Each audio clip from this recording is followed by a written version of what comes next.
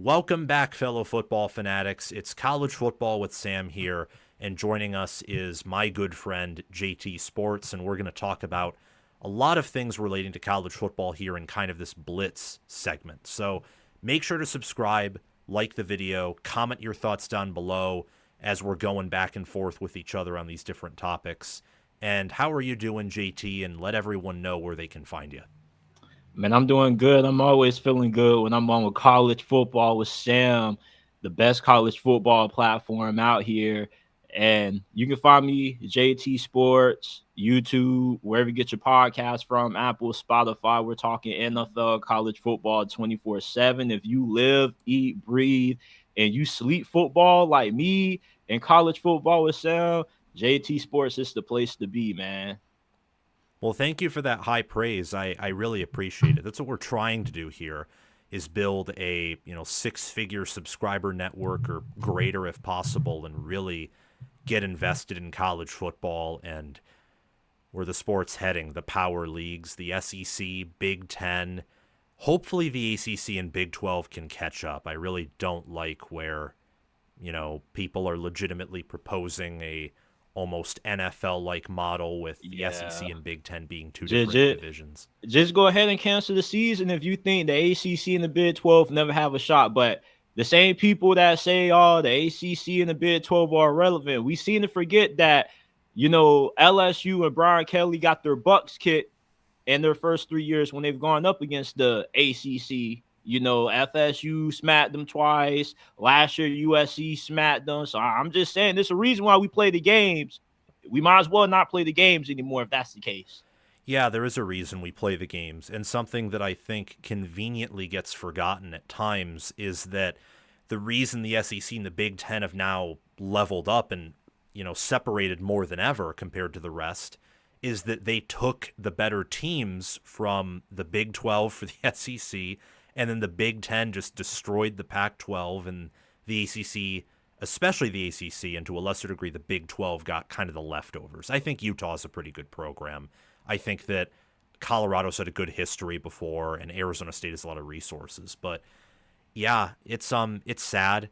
I hope that the new playoff format, I hope that they make a wise decision to somehow, some way incentivize non-conference games, especially amongst your Big 12 and ACC schools, so that they can schedule games with your Big 10, with your SEC. I loved what Brian Kelly said, actually.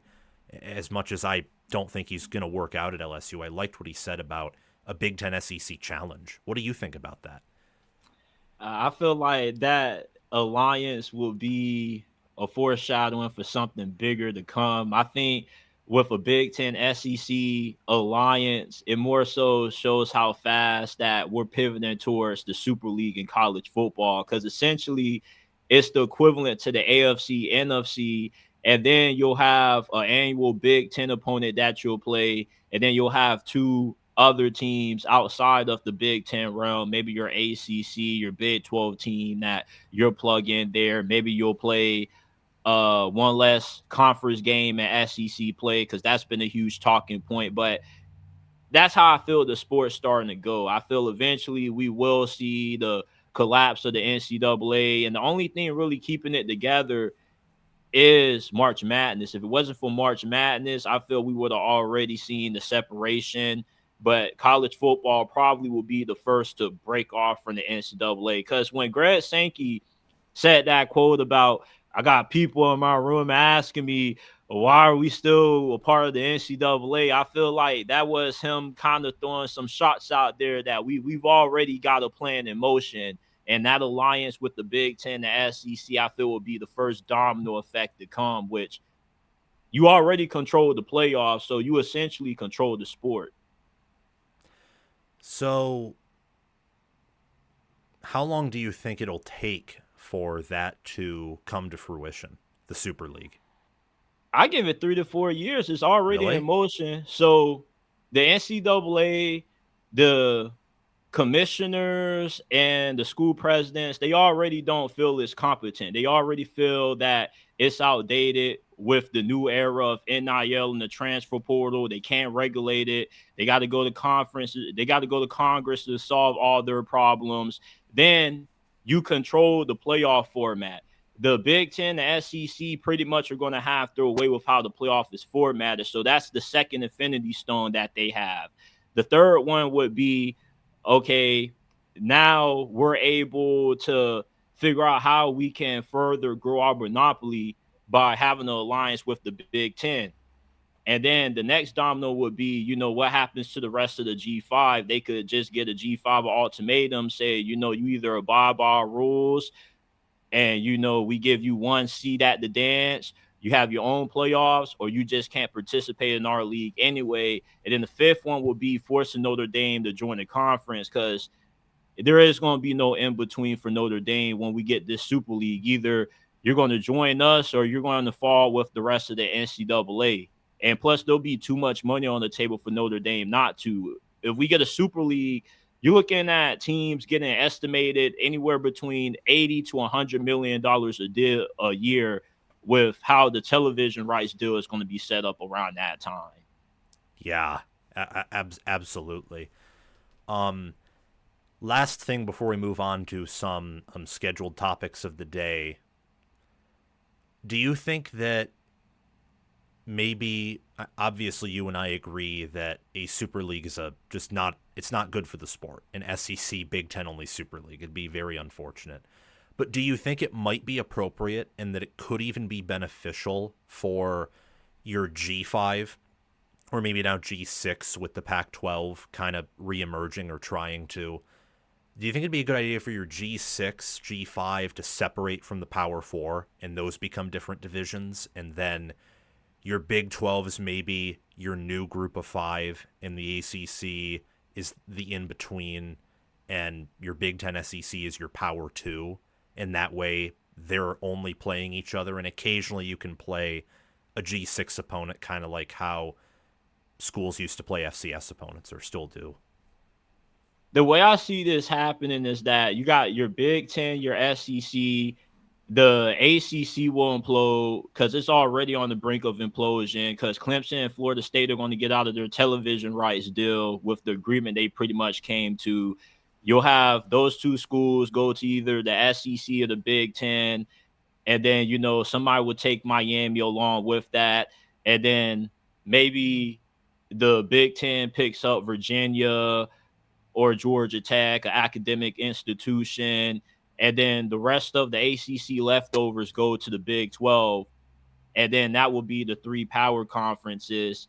And then I feel the Pac-12, along with the rest of the G5, kind of would just be its own conference in itself, because it's kind of like, what are we really getting out of the G6, the G5, the G4 at that point? You feel me? We already got the three biggest conferences. Do we really need these teams in our league? Because all they do is, force you to have to split up the revenue with them, which some teams may not be in favor of. So you'll have an unbalanced pay model to where they may just get a small slice of the pie, or they play their own schedule. They get paid to play LSU. And then, depending on who's the best from that conference, they get one playoff spot. But I feel it would be beneficial if we're looking at it from optimistic standpoint. You get more marquee games, and you'll have, I'll say, like, you have more marquee matchups every single week. You won't see Alabama playing like a jabroni FCS school like Bishop Sycamore, something like that, Mercer. So it will lessen the amount of cupcakes that they'll play, even though they'll still schedule cupcakes. But the G6 teams would be the cupcakes pretty much. But I really don't like where it's heading, along with you. But that kind of looks how we're starting to pivot towards. Yeah, yeah. You would no longer get Auburn scheduling the Alabama A&M Hornets and puffing up their FPI ranking and then losing to Arkansas like 2 weeks later. Wouldn't happen. Um, I think that would be one of maybe the benefits. I agree with you of separating from the G5, is you would get more marquee games, and the cupcakes wouldn't be the same. Obviously, the new smaller teams would lose more often than not. Apologies to anyone listening if you're hearing meowing. My cat just came out of the middle of nowhere. Kind of like all of this, honestly. I remember when the news dropped in 2021 about Texas and Oklahoma leaving for the SEC, and no one expected that. Like, that was just a complete shock. And right now we're living through kind of the ramifications of that going through. I mean, we'll talk about Oklahoma later in this show, and I kind of want to move on to some players who you think could play themselves into that day one, day two conversation for the 2026 NFL draft. But Oklahoma might be a program who gets destroyed from their move to the Big 12 to the SEC. Like that could happen. USC, if they don't play their cards right, that could happen to them. And we've seen it with Nebraska. Like, Nebraska got destroyed, and now they're trying to rebuild themselves. So it's a interesting, scary new world in college football, for sure. Yeah, absolutely, man. Absolutely. So, who are some underrated players that you like? Because I know you cover both the NFL and college football, and that's pretty admirable. That takes a lot of brain space for sure. Different rules, different types of games. Predictions can't be the same because the difference in talent disparity. Which college players do you think can play themselves into the first or second day for next year's draft? Like, who do you really like? I love John Matera, Oklahoma. Has a similar skill set to Bo Nix. Really good athlete, very elusive. By himself, he had more total yards of offense than what Oklahoma had as a team last year. He also was top 5 in broken tackles, and he's just an all-around dynamic player. He's really accurate. And going to Oklahoma, following his offensive coordinator Ben Arbuckle down to Norman, with the amount of talent that he's going to be throwing to, he should end up having a really productive season where he could be a Heisman finalist and put himself in that first round conversation. He can be the Cam Ward of college football this year. What Cam Ward was for Miami, that's what I expect John Mateer to be for Oklahoma. Now, Florida has 2 first round guys. Tyreek Sapp, edge rusher from last year. He's going to be an absolute monster. And if that last name's familiar to you, yes, he is the nephew of Warren Sapp. Oh And then boy. you have defensive tackle Caleb Banks, number 88. He's going to be an absolute monster for Florida at defensive tackle this year. He's similar to me to Jalen Carter kind of player, a really disruptive pass rusher, really strong. He's just a complete disruptor on the interior of the defensive line. And if he can take a step up in his run defense, he could end up being really good. If we move to the ACC, Bill Belichick got one of the best cornerback pickups from out of the portal. That was Thaddeus Dixon from Yes. Washington. Absolute shutdown corner. He has prototypical NFL size. He's 6 foot, around 200 pounds. He can play zone. He's really good in press man-to-man coverage. And he's going to be a huge factor in what Bill Belichick wants to do on defense this year for UNC. Play a lot of zone coverage, well, a lot of man coverage, throw some exotic looks at you when it comes to confusing a guy like a Cade Klubnik or whatnot. And when you got an eraser taking away your best wide receiver, and it forces a bunch of these quarterbacks have to go through their progressions and a bunch of simplistic offenses, Thaddeus Dixon is going to completely change what UNC was on defense from last year. And in the Big 12, I love Sam Levitt, probably the more underrated quarterback in the nation going into this season because he plays in the Big 12, but he was really efficient last year in his first season starting. And he kind of has a similar playing style to Bo Nix where he can run around. He's really elusive, making guys miss, but he's really efficient, especially with how he limits turnovers.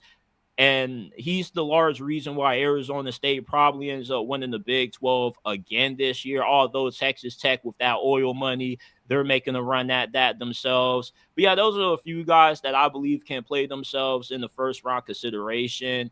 Or if I had to give you somebody for the Big Ten, can't forget about that. I'll say that Ohio State has a really interesting running back that they picked up from West Virginia. He's not Travion Henderson, but he definitely has a similar build to him. He also is really good in pass protection. He was really explosive for the Mountaineers last season. So he's a guy who I could see creeping up into that first round, second round conversation, being one of the first running backs taken off the board. And a wild card, Jaden Mahava, believe it or not, for USC. Lincoln Riley is the quarterback guru of college football. And Jaden Mahava does have a really strong arm. He's pretty athletic. He could be what everybody thought DJU would have been at Florida State last year. Holds for an arm, and the mobility's there. So if Lincoln Riley can get him right, he could be really scary this year. Yeah, you think that Thaddeus Dixon is going to be one of those corners that can, lock down one whole side of the field and then they scheme the other side of the field kind of deal? Absolutely. He had one of the lowest passer ratings allowed when he was targeted last year. He only gave up one touchdown, and nobody really wanted to throw to his side. And Washington obviously was a little hurt when they did lose him because Jet Fish is a hybrid of an NFL and college football coach. He runs his program in that manner, and that's what makes him such a good recruiter. He can look at three-star guys, but find the ones that have NFL upside with their size and their skill set.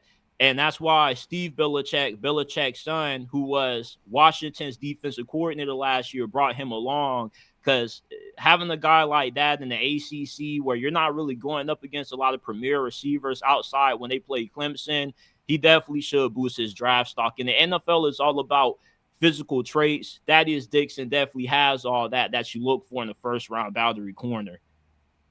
Yeah, for sure. I really do think that defensively North Carolina is set up for success. Thank you for informing us about those. Do you think that Mateo Uriungalele, for example, is like a surefire first rounder type guy? Linebacker for Oregon, isn't he? Yeah, outside linebacker, D end, edge. He definitely does look like that. I lean more so day two with him, at least for right now. I want to see him play the run a little bit better, but he definitely is athletic freak. Oregon is kind of like the diet West Coast version of Georgia.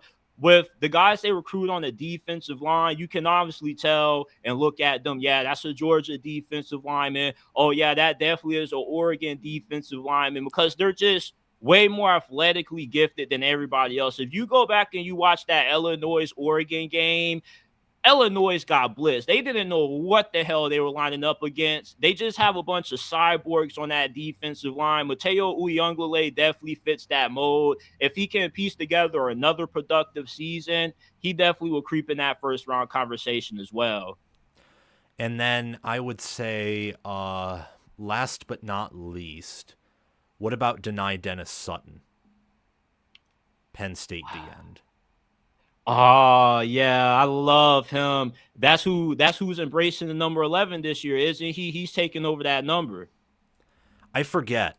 I'm not very good with player numbers, but I do know that he almost recorded double-digit sacks last year, had a pretty good PFF grade, and was a five-star out of high school. Like he's Yeah, he's supposed to be that next freakishly gifted Penn State pass rusher.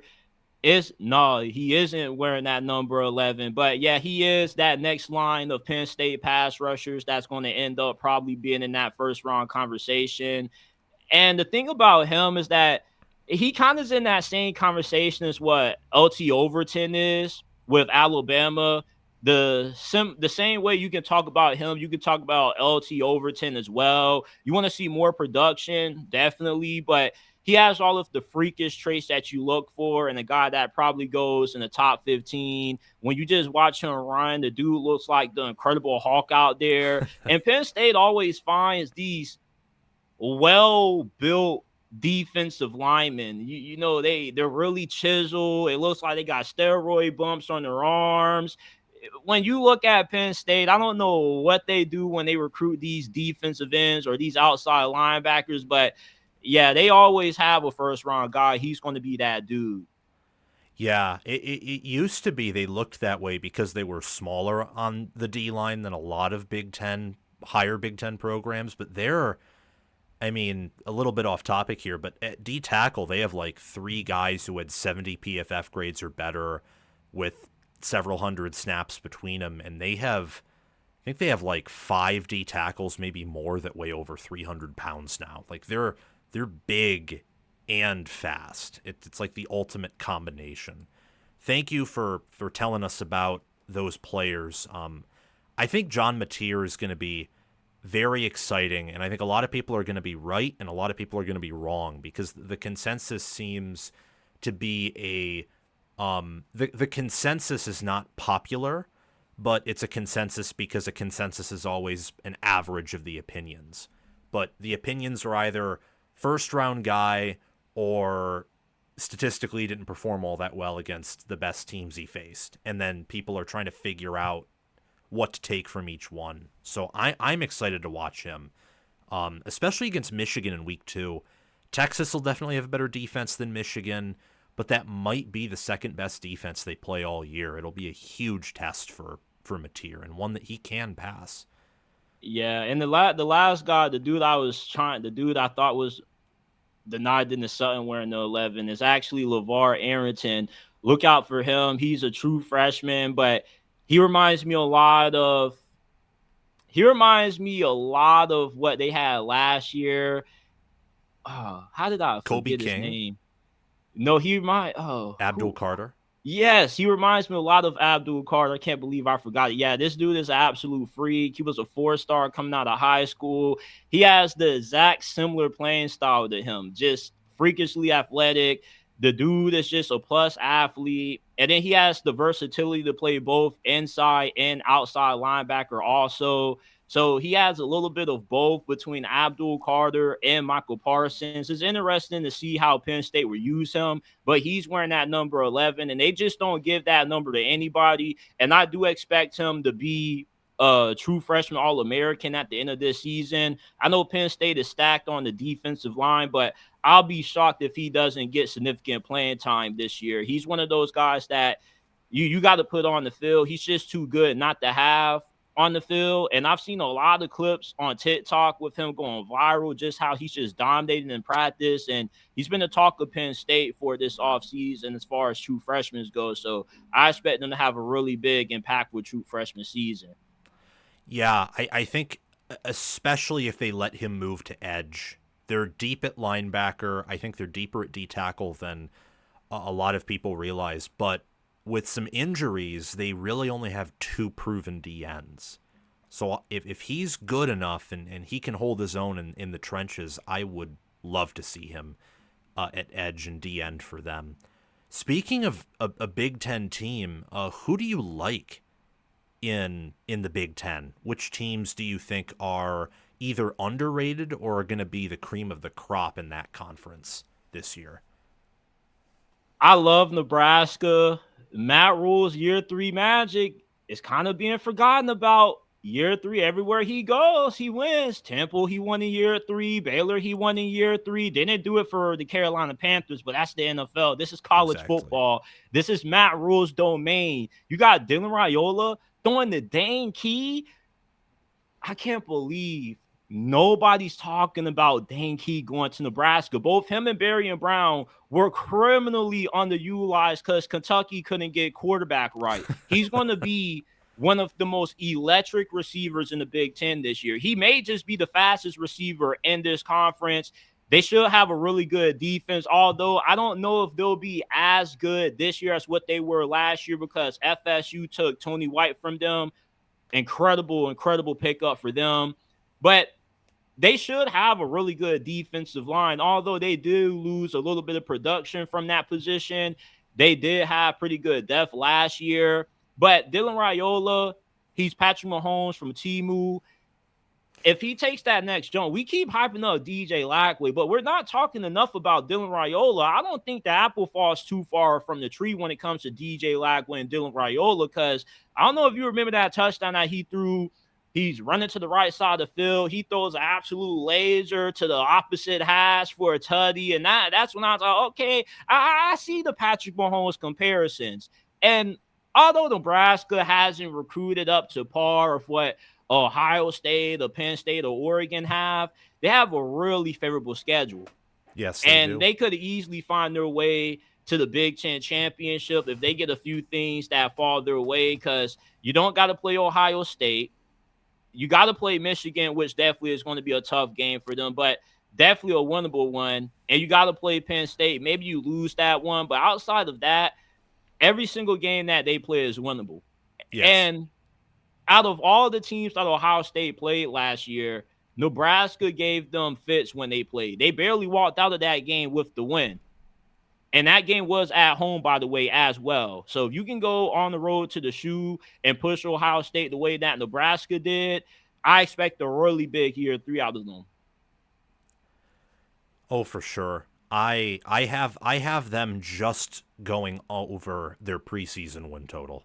Just over. And I wouldn't it would shock me in one sense because I haven't seen Nebraska as a really good team. So in an emotional way, it would shock me to see them win 10 games or 11 if they win all their winnable games. And I think every game except the Penn State one's winnable.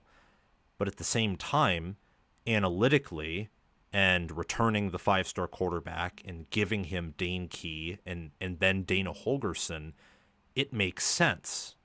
Like, that shouldn't be all that shocking if that were to happen. Now, another sleeper team that I love is Washington. You know I'm high on Damon Williams. He's Jaden Daniels, but a few inches smaller. Kind of a little bit similar to Kyler Murray if you really had to give him a comp. But he had 8 touchdowns and only 1 interception with an 84.3 quarterback rating last year as a freshman. And this is somebody that has the ability to completely put Washington back in that college football playoff mix. And they also returned Jonah Coleman, who is one of the best running backs in all of college football. You talk about an absolute tank at running back. Jonah Coleman will run you flat over in the open field. It takes at least an army to get this dude down. I am worried about how they're going to look on the line of scrimmage, on the offensive line and defensive line, but I expect that area to be slightly better. But depending on how they look there, that's going to determine just how truly far they can go as a sleeper. But they got some pretty good receivers. They got some really good players in the secondary. But if Damon Williams ends up playing up to his potential, that can be good enough to propel Washington to the top of this conference, because there's not a lot of proven quarterbacks in the Big Ten going into this year outside of Luke Altmaier and Drew Aller. So if you get a guy like Damon Williams that really steps up in year 2, you could see Washington surprise a lot of people. And they're over on the win total, I think, is at 7.5. Another team like Washington is USC. I'm a lot higher on USC than what I am Washington because, as our guy Josh Pate says, you're not always what your record says you are. And USC just imploded in the fourth quarter and a handful of losses that they had. Like when they lost to Mike Loxley, I don't know what went on there. When they had Michigan unleash that devastating 2-minute ground and pound, I've never seen a team as committed to the ground game as what Michigan is. Do you know how cycle you have to be to say, you know what, our 2-minute offense is going to be pounding the football down your throat. We're not going to throw it. Who needs to throw the ball when we can just run it at will? So with what USC has on the defensive line this year, they got way more bodies. Look out for a guy in Cameron Fountain who should break out. They got a really good secondary. And offensively, they should be a lot better up front, and they should be better running the football than what they were last year. Mekhi Lemon, one of the more underrated receivers in college football. When you talk about some of the best, you got to have him in that mix, man. That dude can catch doggone Oh, near for sure. everything. Yeah, and Lincoln Riley, I still believe in him. I feel it's taken a while to adjust to being at USC, but hey, they got that money flowing and they got recruits committing left and right. I'm wondering when you're going to commit to USC, Sam. Well, I already am. Did you not see my record prediction for them? I can't wait until I make a graphic for it on Twitter. It's going to make people explode. You got them winning 10 games? I have them winning 11. I see it. I only have them losing to Oregon. I think Oregon will probably blow them out because it's in outs and it's not a good matchup. Oregon's better at I think every position except for wide receiver and maybe QB. So it's not a good matchup. But everyone else they match up with well, or against Michigan, for example, who's probably still more physical than they are. They get them off of a bye, and Michigan has to travel 4 time zones over, which just that's not good for anyone. I mean, we saw what happened when Ohio State initially had to take that trip over to Oregon. If not for that trip, they certainly would have won. And like the environment and the travel certainly did something. So And it's funny you bring up Michigan because that's my last sleeper team. Hey, look, you paid $12 million for Bryce Underwood. Look, if you can get what DJ Lackway was out of him last year, that could be good enough to have you right back in the mix to win the Big Ten. You're top 10 in returning starters. You got experienced defensive line and offensive line. Yeah, your receiving core is a little bit, but who needs receivers when you're freaking Michigan, man? We're trying to run the football down your throat. This is the same team that ran the ball 30 straight times against Penn State 2 years ago. And they didn't derive too far away from that identity that Jim Harbaugh built. So if Bryce Underwood can just give them competent quarterback play this year, they got a chance. I love Wink Martindale. I saw a few Michigan fans coming at him last season saying that, oh, he's overrated and whatnot. Crazy. Wink Martindale is one of the best defensive coordinators that anybody can have, and he should definitely be coaching in the NFL right now. Don't know why he chose to coach college ball, but Michigan could be a really good team this year if Bryce Underwood plays at a solid or above average level, which, think about how many close games they were in last year. They beat Ohio State with no quarterback. They went into every game with their hands handcuffed behind their back. That's what it is when you have no quarterback. yeah, absolutely. It was rough last year with Michigan at quarterback, but like you said, if they just get athletic, good, competent QB play, and their defensive line loses a bunch, but they brought in transfers at D tackle who had some experience, and they returned 75% of their two deep DNs. They lost Stewart, their best, but they bring back both backups who had over 300 snaps, and they bring back Derek Moore, who Moore could probably play himself into the day 2, maybe even day 1 conversation of the coming draft. So it's weird. They lose that much, and I think they'll regress on D-line, but they do have a lot of experience there and talent, and then they're more experienced in the O-line than they were last year. So I wouldn't push back on any of those teams. I think especially USC is the Big Ten sleeper team. Now, what about the SEC? Who do you like here?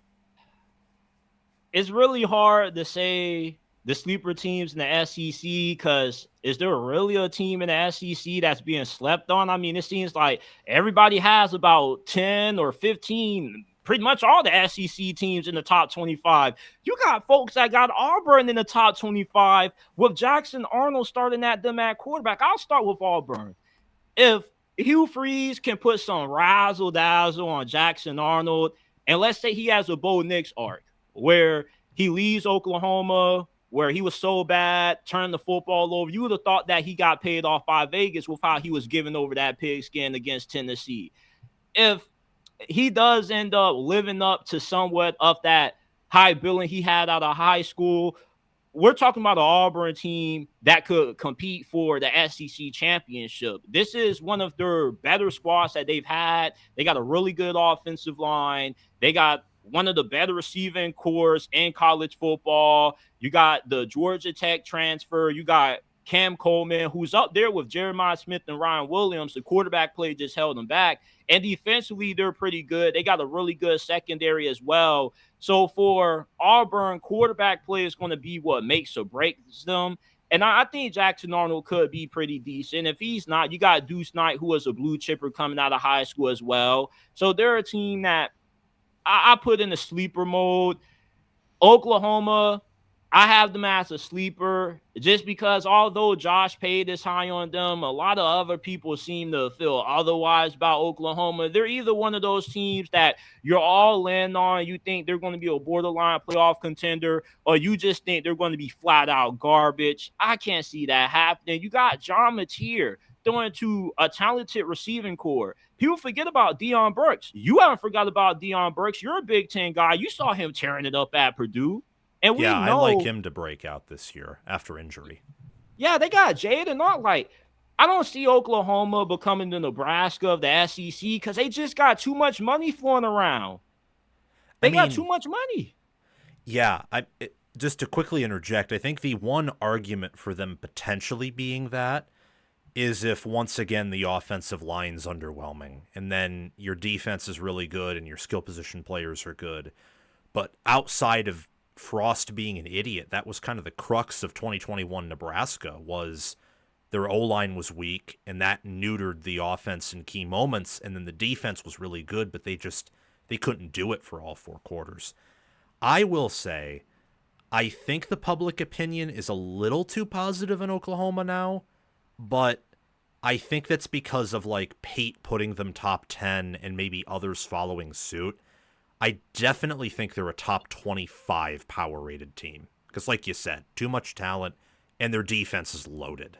Like, they're so talented there.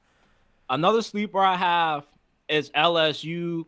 And technically, they're not your definition of a sleeper, but I know you and a good amount of people, if you're high on LSU, you feel the same way about them as you feel about Penn State pretty much. It's like, the talent's there. This is the best team that LSU has had on paper since 2019. And why I view them as a sleeper is because when you look at their roster, if you were to just ignore Brian Kelly, act like he's not there, we're just judging LSU based off the way their roster is constructed, ignore their head coach. They got one of the best teams entering college football this year. The last time they had a team this talented was 2019 LSU. They're stacked at receiver. Aaron Anderson was their best receiver from last year. He comes back. You got Barry Brown and Nick Anderson out of the transfer portal. You got Tredez Green, a 6'7" monster at tight end receiver. I don't know what he is, but I know if you thought Kyle Pitts was a monster, you haven't seen nothing out of Tredez Green. Go back and watch that bowl game they played against Baylor. I was like, what is this? Seriously, like, what is this? To be 6'7" playing college football, you should be banned from playing this sport. And on defense, they got a really good cornerback from Virginia Tech. I'm not going to try to pronounce his name because I can't. They got Jack Falburn from Florida, and they also got Patrick Payton from FSU. Now, we'll see how those two guys work out, especially Patrick Payton, because when you watched him last year at FSU, I don't know if you peeped what I peeped, but it kind of looked like he quit on the season. That's what Bud Elliott said on Cover 3. It kind of felt like he really took a step back in play and just wasn't there. Yeah, because I was like, dude, like, you were a monster the previous season. Do you just not care? Like, I don't blame him if he didn't care. When you have a season that bad, I probably would have threw in the towel too, especially if I got DJU as my quarterback. But they got Harold Perkins back. Now, the thing with Harold Perkins is that injuries, man, injuries, because everybody knows how much of a dog he was his true freshman season. But ever since then, it's just been injuries. But if he can stay healthy, he once again will establish himself as one of the most dominant players in college football. So if you can just erase Brian Kelly, you just ignore his existence for a few seconds and you just look at LSU for the talent that they have going into this season, they look like a sure-in playoff team to me. Now, I know you're not the highest on Garrett Nussmeier. And look, I don't blame you because the brother plays football for the first 30 minutes, and then the last 30 minutes, he becomes Sando's helper. He imploded so many times in the second half. I won't forget when the dude was seeing ghosts against Texas A&M. He single-handedly lost that game for them. I don't know what he was seeing out there, but he was throwing the ball more to the other team than he was throwing it to LSU. So yeah, he was throwing it to guys who were like clearly covered in one-on-one and were not going to win their battles. I don't know what that was. But if I had to give you a reason to be high on him, because he is a potential first-round lock, he probably goes to New Orleans because his dad is the offensive coordinator for the Saints. The last two quarterbacks that LSU has had, Joe Burrow, Jaden Daniels, their second year starting, they won the Heisman Trophy. Not saying Garrett Nussmeier would do that, but you can expect a big leap. And the offensive line is an issue for LSU, but Brian Kelly normally is really good at getting the most out of the offensive line. And they got a really good running back that had a really productive season last year. He was a freshman, I believe. So LSU, from a talent standpoint, they are built to win this conference or at least compete with it. And now, Brian Kelly, you're back. You feel me? We snapped you back into existence.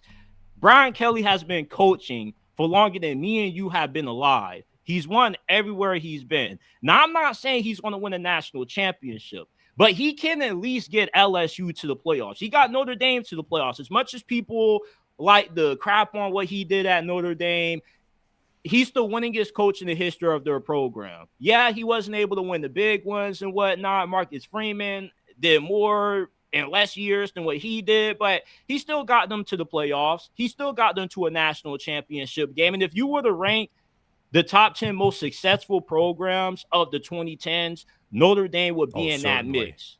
So Brian Kelly, I'm not saying that he's going to be wildly successful at LSU, but if there ever was a year for him to be good, it has to be this one.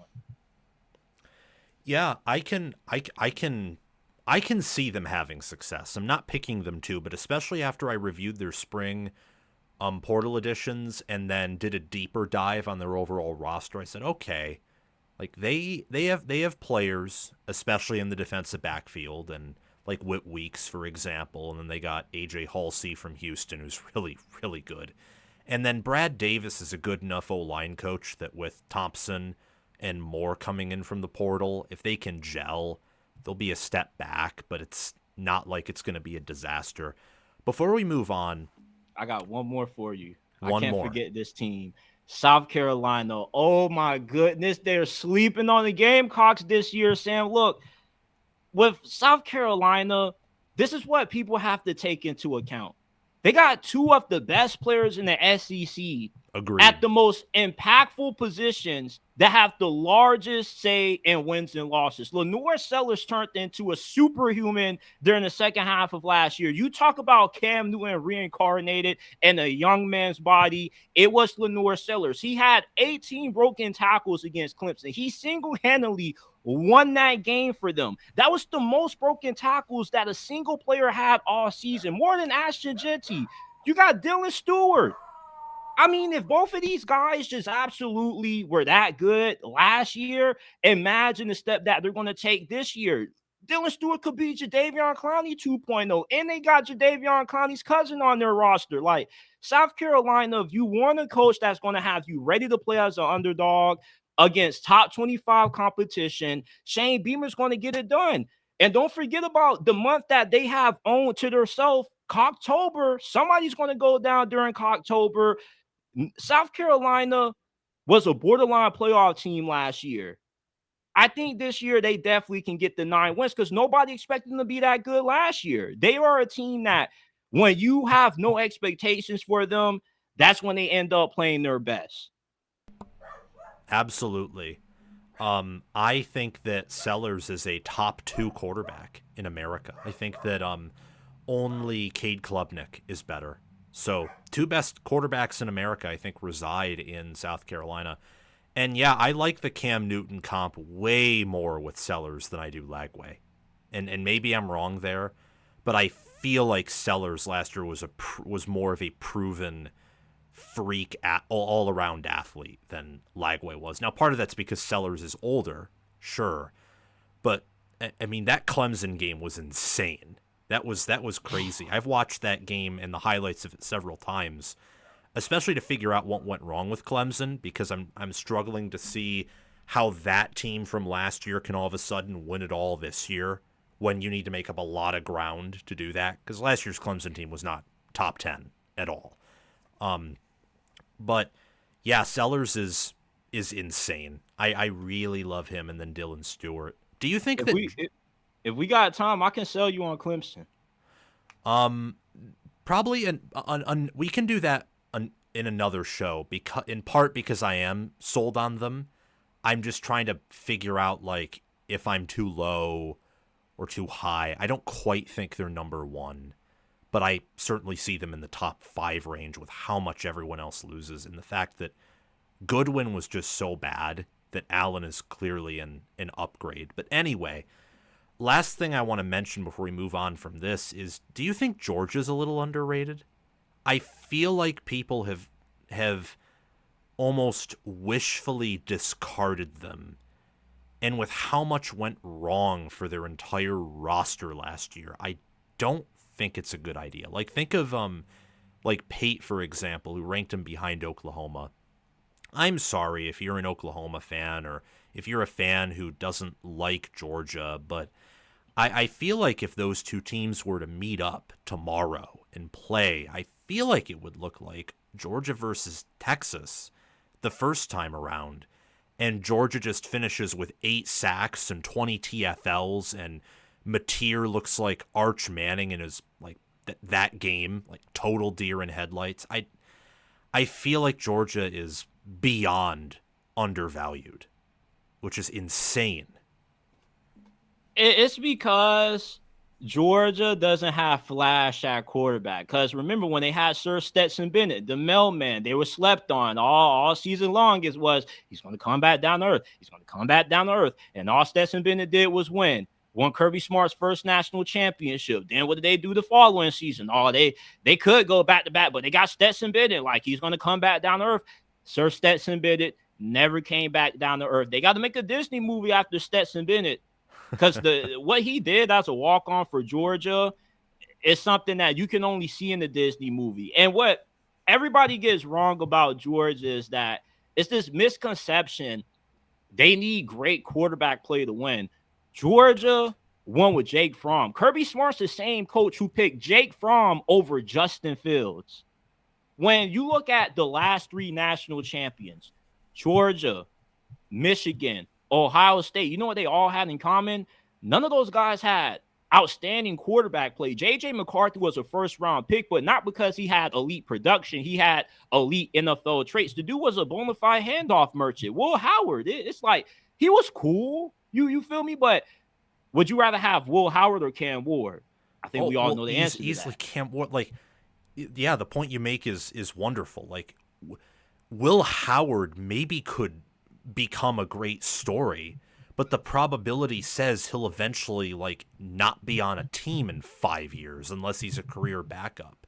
And Yeah. McCarthy probably won't be Brady or even Jaden Daniels. Like, supporting cast to a certain degree matters more than quarterback unless your quarterback is a freak. And Georgia improved that. They led the nation in drops. As much as people want to harp on Maya Bobo's play calling, what can you call when your wide receivers are defensive backs? That's essentially what they were. Yeah. And I feel like Kirby Smart, yeah, everybody wants to say he's the best coach in college football. Do you really feel that way? If you have Georgia outside of the top 5 and the top 10, last season was Kirby Smart's best ever coaching job. With all the injuries that they had, with how ineffective the offense was at times, the fact that they beat Texas twice, especially one of those being on the road, is a testament to how good of a coach Kirby Smart was. Last season, his coaching job was on par with Nick Saban's final coaching job. Nick Saban won with Jalen Milroe, Greg McElroy. It's like Nick Saban won with quarterbacks that weren't as talented as guys like Bryce Young, Tua Tagovailoa, because if you are a good coach, you don't need a lot of flash in the pan at quarterback, and that's what's getting misunderstood about Georgia. Folks are more enamored with Arch Manning, who is just as unproven as what Gunnar Stockton is, but you know the last name, the nepotism. Austin Simmons is getting more hype than Gunnar Stockton. Heck, people are more hyped up about Joey Aguilar than they are Gunnar Stockton. You feel me? It's like quarterback does That's not moronic. define Georgia. It's the other parts that define Georgia. And they took a really good running back away from Illinois. Don't know if you saw Brett Bielema's quotes about losing him. He was like, all we know is that he entered the transfer portal, and 12 hours ago, he was on a flight to Georgia. So listen, Georgia has revamped their offense. I'm not worried about Gunnar Stockton. I can't see Kirby Smart having anything less than 10 wins. That's the only coach that I would never bet against having less than 10 wins in the season. Yeah. I mean, I don't totally agree with the final part just because I think their schedule's really tough. But what I will say to people, you brought up a wonderful point about how they've revamped their offense, and they have. Even if Stockton is worse than Beck was last year, and Beck last year had 3 games with 3 interceptions, well, Georgia won 2 of those games by double digits. They beat Florida, where DJ Lagway had to scramble for his life, and they took him out. And then against Texas, they did this cool thing where we're going to blitz with corners and you're not going to know where they're coming from, or we're going to bring in a 5th defensive lineman and your O-line can't. I mean, look at how Ohio State beat Texas, which was impressive, but then look at how Georgia, with like half the talent Ohio State did due to Blitzed them. injuries, and like Georgia physically kicked their butt with not nearly the same roster at the end of the year. I mean, that was, I don't know how you can watch that and then turn around and say, I don't know how you can watch Georgia field their worst team since Smart took over, since 2016, like since his first year. And so much went wrong for them. Like regressing to the mean, if you're Georgia, means they get better, even with all they lost. And yet, despite everything they had to overcome, they still won the SEC. Yes. Yes. Exactly. That's why I can't. That's why I can't. It's like when people say Georgia could win 9 games, I could see them with 3 losses, but I can't see them with anything more than that, regardless of how much of a gauntlet their schedule is. Because Kirby Smart's is such a good coach that, like, Notre Dame, Marcus Freeman with what he did, with the whole substitution thing. Was that the game when he did the whole little Yeah, and substitution it should have thing? been a false start. His receiver moved before Georgia went off sides. That was That's a the bad only call. time I saw Kirby Smart get out coached. And even then, again, wide receiver false start. Like that wasn't on Kirby. At least I don't think it was. At the time I thought it was, but then when someone pointed out, oh, the Notre Dame wide receiver like almost fell back. I'm like, okay, never mind. It was a bad call. A game where Notre Dame deserved to win though, with special Yeah, teams. nobody expected Notre Dame to really take it to Georgia the way that they did, but they did. But Georgia beat themselves a lot last year. As long as they have some receivers that have some reliable hands, I think they'll be fine. I don't know if they'll win the SEC this year, but I don't see how they don't make it to the playoffs again. Oh yeah, and I have them winning more games than they did last year, counting the postseason. I don't think a smart team will look like that again for a while. All right, so let's talk about a few teams you wanted to touch on here. Florida.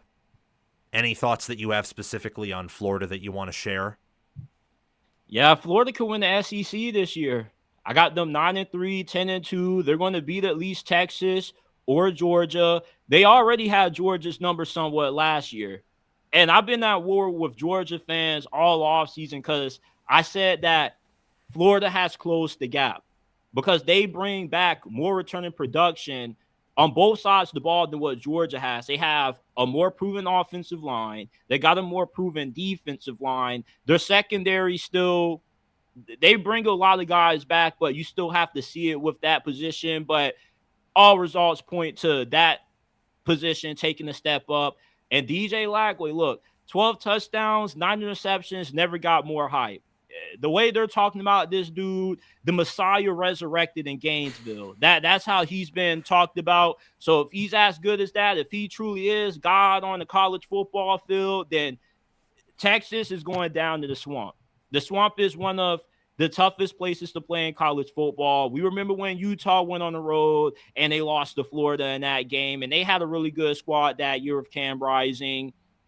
Florida's one of those teams that the floor is incredibly high and the ceiling is also incredibly high as well. I could see people talk about schedules, how difficult they are.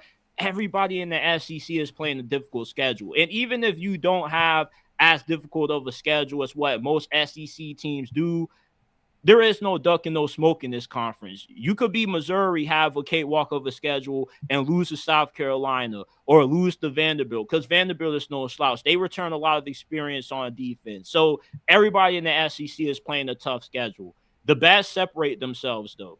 And if you are a well-coached team and you have a somewhat halfway decent roster and you can avoid injuries, that can be the difference in a lot of stuff. And Florida has really decent depth. They had a bunch of true freshmen that got significant playing time. That was one of the huge reasons why Billy Napier got a fourth season, because I believe 60 to 70% of their NIL money is tied into underclassmen. So I can see Florida anywhere between 9, maybe 11 wins if DJ Lackway is the Messiah in Gainesville. Yeah, Florida last year 8-5, 4-4. They finished pretty strong. Their preseason win total is 7.5 due to the schedule. S&P Plus preseason's a 17.3. It's 14th, and they returned 64% of their production, which is about 2/3, toward the top in all of those categories. Even the win total, if you adjust for strength of schedule. I mean, they play Miami and Florida State in the out of conference, and then when you have to play Texas and Georgia, and then you got to go on the road to A&M and play Tennessee.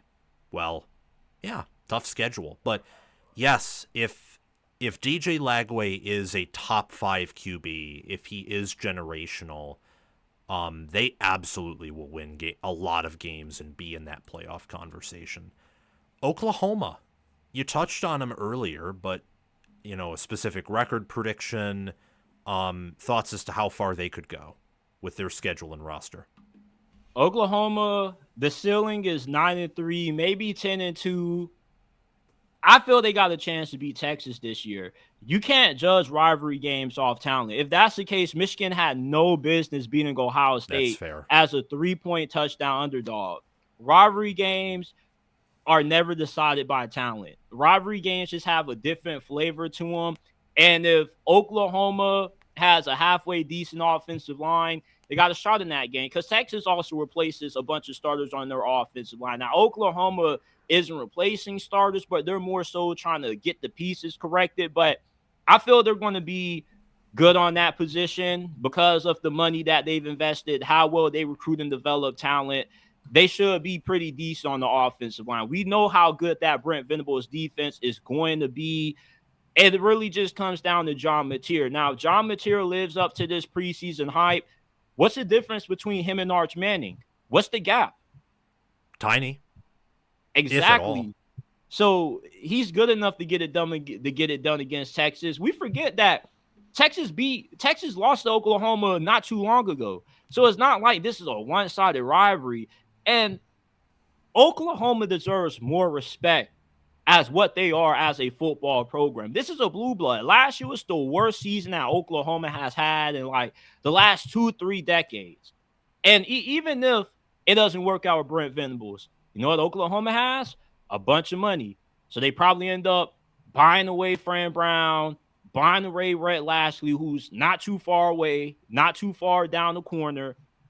Oklahoma, I feel that they'll have a bounce back season. And if it does go wrong, hey, I think that's a blessing in disguise, because now you can get a more proven coach. Because Brent Venables was never really proven as a head coach. He just was the best assistant coach available at the time. So you go ahead and you make that hire. But I feel that Oklahoma's in a really good spot, because even if it doesn't work out, you'll get blessed with a better proven head coach.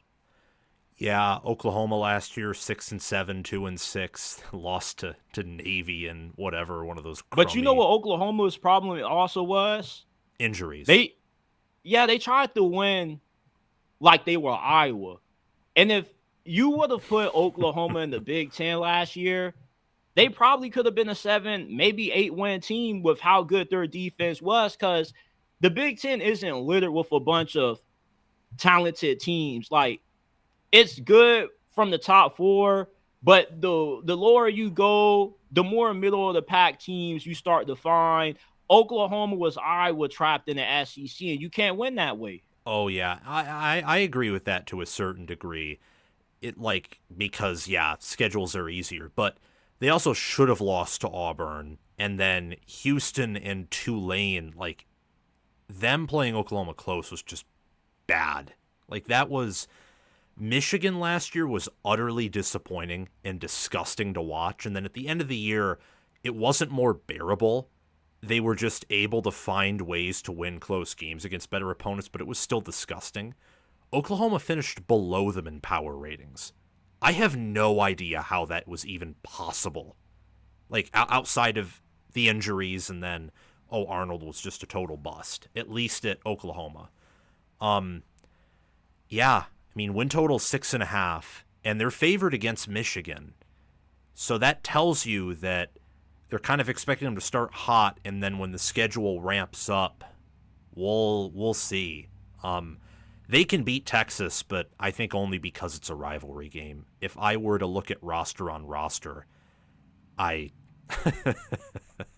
I can't ignore last year or 2022 or even taking all that out because especially with the changes in college football year to year that may not matter. But like talk about Texas as a team that knew what it was going to take to win in the SEC. And while they didn't win big games last year, they beat everyone else. And there's an art to that. And I mean, Sark just did a video today or recently. I'll probably make a video on it reacting to it. He talked about how over the past 2 seasons, Texas has the most draft picks. That's true. Past 2 seasons they do. He didn't mention this, but they clearly have, I think, the most money. I mean, and that isn't just like Them athletic Oregon. department being smart. It's the fact that they have some of the most ultra wealthy alumni too. Like they're a good school that produces good donors, and then Austin, that's a booming area. They've recruited highly. They've got like 5 running backs drafted over the past 3 seasons, a first round wide receiver 2 years in a row. Defense has gotten better every year. And then you compare that to Oklahoma, and it's like, darn, if only maybe they kept Riley, and then even if Riley learned his lesson, at least you have Lynn and that kind of energy and outlook. I don't know. It's just it's interesting. I hope I feel Oklahoma can recover. the benefit that Steve Sarkisian has that Lincoln Riley and Brent Venables didn't have is that Lincoln Riley inherited a program already on third base. He just had to That's keep true. up with what Bob Stoops had already set. But his issue is he was a little bit too finesse. Steve Sarkisian, and that was also his first ever head coaching job as well. Same thing with Brent Venables. Steve Sarkisian coached at Washington. He coached at USC. It didn't really work out. And there is a benefit to, not working out in previous stops. Same thing with Lane Kiffin because you're able to put things into perspective. You're able to think back on what didn't work and how to fix those issues the next go around. And, going to Nick Saban's rehabilitation center for, flamed out coaches also helps as well because when you're around Nick Saban, you get to see the infrastructure that he built. He built somewhat of a semi NFL college football hybrid program. And you also look at how he approached things from a day to day. And that's why, Kirby Smart was so successful up to this point at Georgia. That's why I feel Lane Kiffin is a better head coach this go around because he's been around Nick Saban. Same thing with Steve Sarkisian. And also, Steve Sarkisian is a brilliant offensive coordinator. He also called plays for the Atlanta Falcons for a year. So that Yep. also helps him as well. Absolutely. That's something I even sometimes forget. Is he's been a head coach before, but that really, really helps. And then last but not least, Texas. My opinion on Texas before you get going is that Steve Sarkisian is the best roster constructor in football right now, and that Texas is probably in the best position to be that next dynasty thing. Now, not even close to Nick Saban, but I think because of how they're recruiting and building their roster, their floor is probably the highest on a year-to-year basis. Yeah, that's because they got a bunch of money. So if you have a backup that isn't playing, he says, "Hey, I need more money." Okay, we got you, brother. Anybody else is kind of like, but even Texas has let a few talented guys slip through the cracks every once in a while, but they're able to go to the portal and replace guys they lose with other stud talent. They recruit well, they develop well, but it's one thing just to Yes. have money. You got to be able to develop these guys. And that's what Texas has done a really good job because before Steve Sarkisian arrived to Texas, I believe they went like a decade or something like that without a first round pick. Guys weren't Yes. getting drafted at all at Texas for a good while. Then he gets there, and that's when you start seeing the player development. And just from a play calling standpoint, Steve Sarkisian is one of the most brilliant offensive minds in the game. I think he's the best play caller right now because Quinn Ewers was not good last year. He masked a lot of issues that Quinn Ewers had. I don't know what happened to Quinn Ewers. If you go back and you watch the first time he ever played Alabama before he went down in that game, oh my goodness. I thought this dude was going to be the second coming to Tom Brady in college football. And then the injuries, I don't know what happened. They just derailed him. And some may argue that Arch Manning would have been a lot better during that playoff run. But there's a reason why the Manning family trusted Steve Sarkisian with his development because he could have went anywhere. He would have got paid the same. And they chose Steve Sarkisian for a reason. And also with how he understands that you have to win in the trenches. The way he's able to rotate guys in, he properly allocates that money as well. Yeah, I think a vast majority of the best players they've recruited are in the trenches. I mean, that's why they overpaid, or maybe not overpaid, but they paid big money for Justice Terry to commit to them over Georgia. And he wanted to go to Georgia. Like they really care about O-line, D-line, and, and and that's why I said he's the best roster constructor in football. He knows to prioritize the trenches. He's recruited a generational QB before. I mean, they just signed the number one class, and then they use the portal well. They develop at a phenomenal level, and the only staff that I have is better than Texas right now is Penn State, and that's basically because of Jim Knowles. That's not even because of Franklin. Like that's because they have the nation's best DC. So Texas is. I mean, are you picking them to win it all? That's exactly who I'm picking to win it all. It just for a while we've always felt like Texas was going to be back, and they never were. But for the last 2 years, they've been in the semifinals. They've been right there. They lost to Kalen DeBoer. There's no harm in losing to him. You lost to the national champions this year with Arch Manning, the quarterback of profit, if that's what you want to call him. It's only right that he leads Texas back to another national championship. It just has that kind of storybook feel to it. Yeah. I think if you're not gonna pick Penn State, it has to be Texas or Clemson. I think Texas is the one team who loses all they do that's put in the best position to reload because of how they've recruited, how they've developed, how they've held on to guys. I mean, they've let some guys go. Yes. Like last year, a lot of guys that could have came back left and opted to go to the NFL. The But one thing that I do push back on is you call Steve Sarkisian the best roster constructor in college football. who do you think's I better? got to I got to give that to Kalen DeBoer.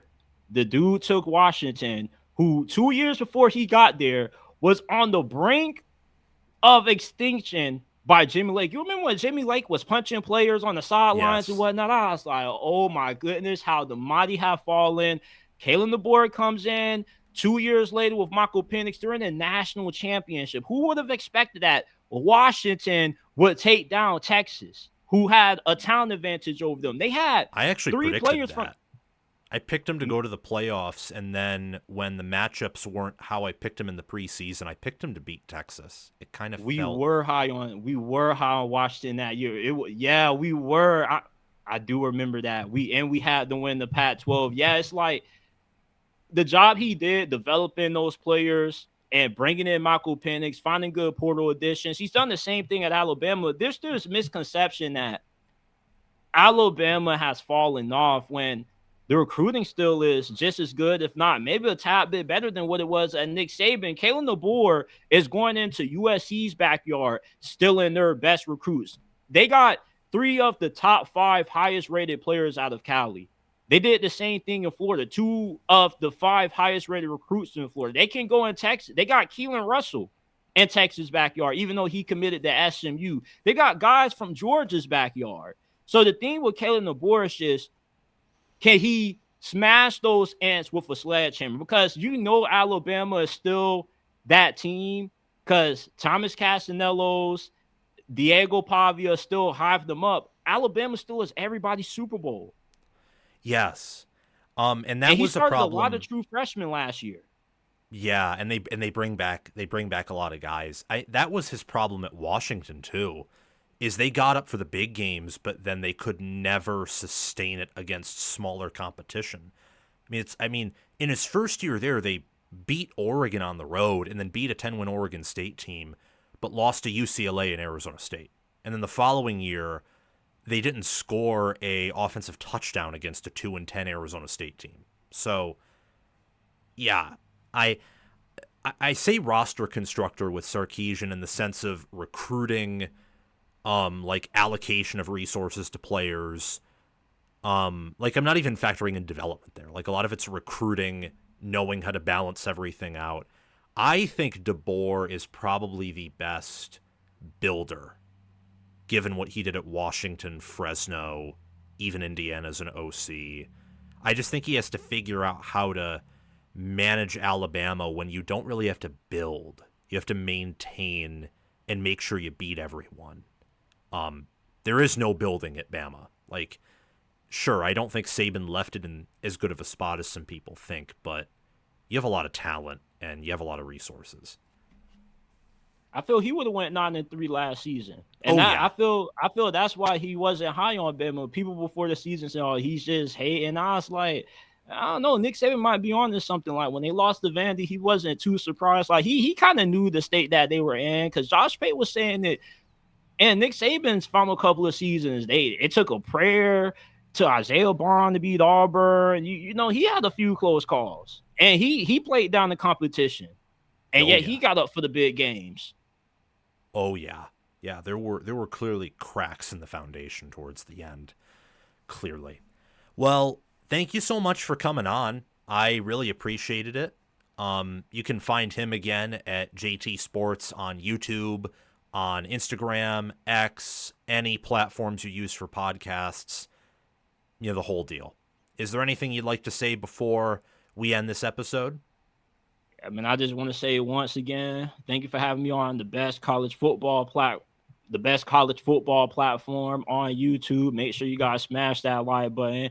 You subscribe to my dude. You share. You help him grow this wonderful platform because there really is nobody doing it like college football with Sam. Do you guys not know how much time it takes to make power rankings for every single conference, especially for the ones nobody really pays that much attention to? You got to be a diehard fan of this sport to release some ACC power rankings. And I bet he's going to do some for the Big 12. Yeah, You're just unstoppable, Sam. You're just a diehard football fan like me, and that's why I love this platform. Go ahead, subscribe to my dude. Help my brother out, man. College football season just around the corner. There is no off season, especially on college football with Sam. there is no off season. Thank you very much for coming on. We'll see you guys very soon. And yes, do subscribe to the channel, like the video, hit the bell, do the same thing on JT Sports channel as well. Have a great day, everyone, and we'll catch you in the next guest appearance.